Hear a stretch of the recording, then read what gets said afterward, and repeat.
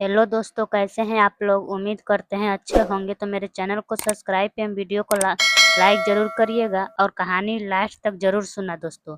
इसमें 7 भाई और एक बहन की कहानी है।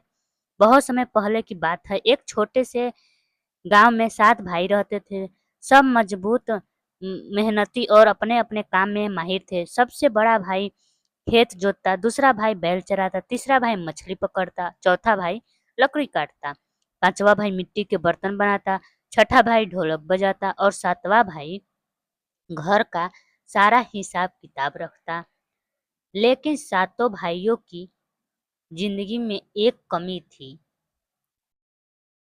उनकी कोई बहन नहीं थी। जब भी वे दूसरों के घर में बहन को राखी बांधते देखते तो उनके मन में हुक उठती। सातों भाई भगवान से रोज यही प्रार्थना करते, हे भगवान, हमें भी एक बहन दे दो ताकि हमारी कलाई पर भी राखी चमके। बहन का जन्म। एक दिन चमत्कार हुआ। उनके आंगन में एक टोकरी पड़ी मिली। टोकरी के अंदर एक नन्ही सी बच्ची मुस्कुराती हुई सो रही थी। सातों भाइयों ने खुशी से चिल्लाकर कहा, वाह, भगवान ने हमारी सुन ली। अब हमारी भी बहन है। उन्होंने उसका नाम रखा सुंदरी। सुंदरी बड़ी होकर सुंदर, चंचल और होशियार निकली।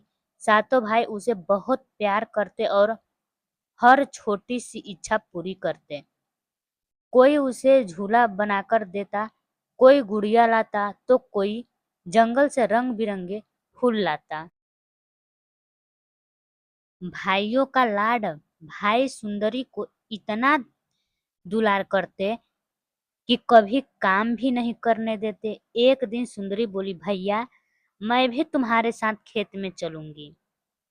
बड़े भाई ने हंसकर कहा, नहीं नहीं नहीं, तू तो रानी है। धूप में तेरा गोरा चेहरा काला हो जाएगा। दूसरे दिन सुंदरी बोली, भैया, मैं मछली पकड़ूंगी। मछुआरे भाई ने हंसते हुए कहा, तू क्या मछली पकड़ेगी? तुझे तो पानी से डर लगता है। सुंदरी नाराज होकर मुंह फुला लेती और फिर भाई हंसते हंसते उसे मनाते। पड़ोसन की जलन। गांव में यह सब देखकर पड़ोसी लोग जलने लगे। वे सोचते, ये सातों भाई अपनी बहन को सिर पर बिठाकर रखते हैं।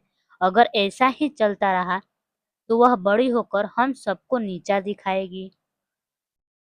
एक दिन पड़ोसन औरत ने सुंदरी को ताना मारा, अरे लड़की, 7 भाई तुझे इतना खिलाते हैं, कभी तू उनके लिए कुछ करती भी है या नहीं? सुंदरी को यह सुनकर बुरा लगा।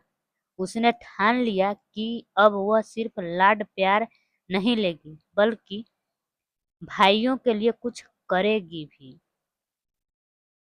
सुंदरी का जुगाड़। अगले दिन सुंदरी ने जंगल से बेले और बांस तोड़े।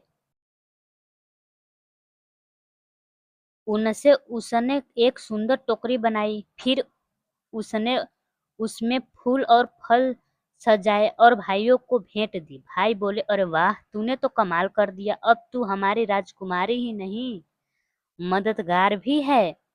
उसी दिन से सुंदरी हर भाई के काम में हाथ बटाने लगी। खेत में पानी डालना, बर्तन पकाना, लकड़ी जमा करना, सब कुछ करती। बहन की परीक्षा। एक बार सातों भाई जंगल में शिकार करने गए। परत दर परत दिन बीतते गए पर वे लौटे नहीं। सुंदरी परेशान हो गई। उसने गांव वालों से पूछा तो किसी ने कहा, जंगल में एक दानव है। हो सकता है उसने तेरे भाइयों को कैद कर लिया हो। सुंदरी ने तय किया कि वह भाइयों को बचाकर लाएगी। दानव से मुकाबला। सुंदरी एक छोटी डंडी और ढेरा सारा साहस लेकर जंगल निकल पड़ी। जंगल के बीच में उसे दानव मिला। दानव गरजकर बोली, कौन है जो मेरे इलाके में आया है? सुंदरी बोली, मैं अपनी भाइयों को लेने आई हूँ। दानव हंसकर बोला, अगर तू मुझसे 3 पहेलियां हल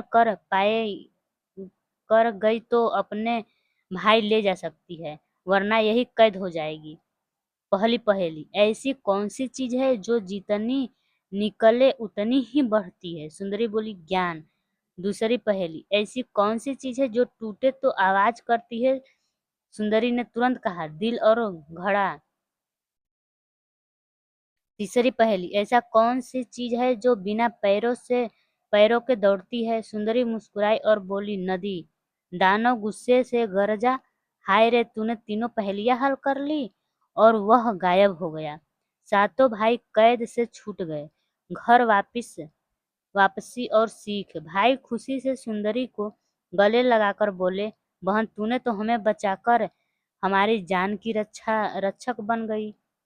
हम समझते थे तू सिर्फ हमारी लाडली है, लेकिन तू तो हमारी शक्ति भी है। गांव वाले भी चकित रह गए। अब वे जलने के बजाय कहते, सात भाइयों की बहन सच में सबसे अनमोल है। तो इस कहानी से क्या संदेश मिलती है दोस्तों, चलो बताते हैं। कहानी हमें सिखाती है कि बहन सिर्फ राखी बांधने के लिए नहीं होती, बल्कि वह परिवार की ताकत और इज्जत भी होती है। और भाइयों को भी चाहिए कि वे अपनी बहन को सिर पर चढ़ाकर न रखें, बल्कि उसके हुनर को पहचाने। तो बाय दोस्तों, मेरी कहानी कैसी लगी कमेंट में ज़रूर बताइएगा, और मेरे वीडियो को लाइक ज़रूर कर दीजिएगा और चैनल को सब्सक्राइब भी कर दीजिएगा।